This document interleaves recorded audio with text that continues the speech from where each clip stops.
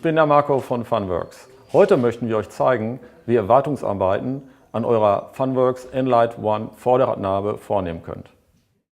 Zunächst ein kurzer Überblick über die benötigten Werkzeuge, um die Nabe zu demontieren. Ihr braucht dazu einen Schonhammer und einen Achsaustreiber, eine Sägeringzange für Innenringe und eine Zange, Reiniger zum Entfetten, Lagereinpresswerkzeuge, einen Durchschlag bzw. Austreiber, einen Pinsel und einen kleinen Schraubendreher, Lagerfett und einen Kunststoff-Montageblock.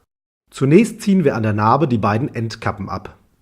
Das sollte mit der Zange am einfachsten funktionieren. Im nächsten Schritt werden die beiden Lager aus der Nabe ausgeschlagen und die Innenhülse entnommen.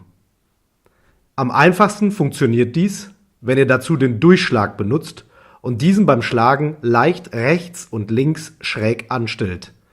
So sollten die Lager sehr einfach demontierbar sein.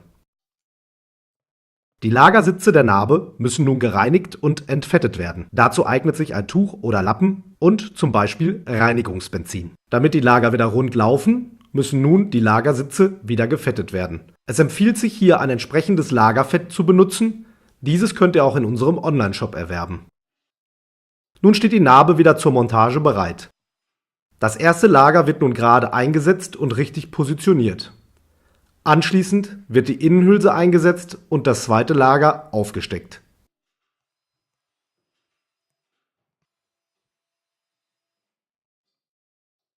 Mit Hilfe der Lagereinpresswerkzeuge werden die Lager nun bis zum jeweiligen Lagersitz in die Nabe eingeschlagen.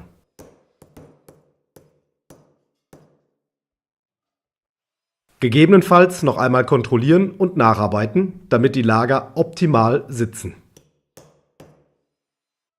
Vor der Montage der Endkappen muss noch einmal Lagerfett aufgetragen werden.